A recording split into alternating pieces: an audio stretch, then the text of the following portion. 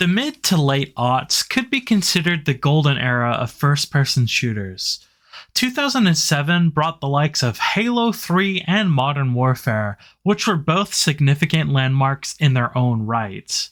Modern Warfare would head a new swarm of modern era games, and while American audiences weren't quite ready to play actual modern conflicts, but despite those problems, they were willing to settle for a likely modern conflict, and this is where Operation Flashpoint Dragon Rising comes in. Dragon Rising is a fictional conflict between the United States and China that takes place on the fictional island of Skira. I will admit I wasn't paying super close attention to the story, but to be fair, it really doesn't focus on it beyond the initial cutscene. I initially thought it was an allegory for Taiwan, but I think this might be largely post hoc rationalization. The majority of the story in the game is actually just mission briefings and the missions itself, which is a reasonable expectation, especially from a game that's closer to a military sim than a mainstream FPS game. Unfortunately, the aesthetics isn't very sim-like. Dragon Rising was one of the worst looking games I'd ever seen when I initially played it back on the Xbox 360, and in the years since, I think I've played better looking dollar bin hunting games. It looks like my screen has been smeared by potatoes, and even with the PC's anti-aliasing additions, it is jagged and rough. It also has some antiquated aspect ratios and only supports 720p, which doesn't really hold up in the modern era. Unfortunately, I'm not a huge fan of the audio either. Guns sound weak, and the score feels like it should be part of some deep drama as opposed to an FPS.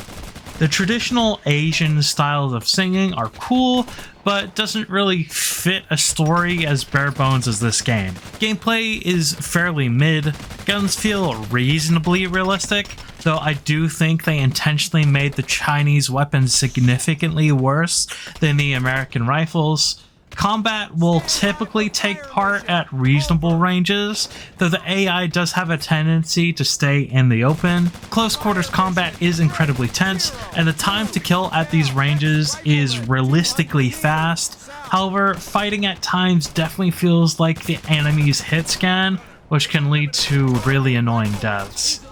Movement also feels sluggish, though this is mostly an illusion as your character is capable of running about 4 meters per second, which equates to about 14.5 kilometers per hour or 9 miles per hour, which is actually significant for someone that's carrying between 60 to 120 pounds of gear, and is likely faster than any Call of Duty character, despite Call of Duty actually feeling faster. Operation Flashpoint Dragon Rising doesn't do particularly well in accessibility. While it does have subtitles on by default, there is no in-game way to change the language. The difficulty may be a problem to some, as the lowest difficulty is normal and only goes up from there, and normal can be quite difficult at times. Key bindings can be changed, but the game isn't always clear as to what the default bindings are in the first place.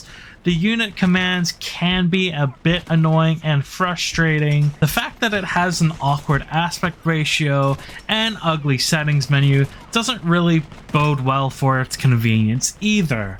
While it is available on PlayStation 3 and Xbox 360, it's only available digitally on Steam. Despite looking like Sasquatch footage, I would still say that the PC version is the definitive version, even though the visual settings are far more limited than a typical game. On the plus side, I don't think I came across any bugs, especially the ones that were mentioned in some of the Steam reviews, but it is quite hard to tell with the way some of the missions actually work.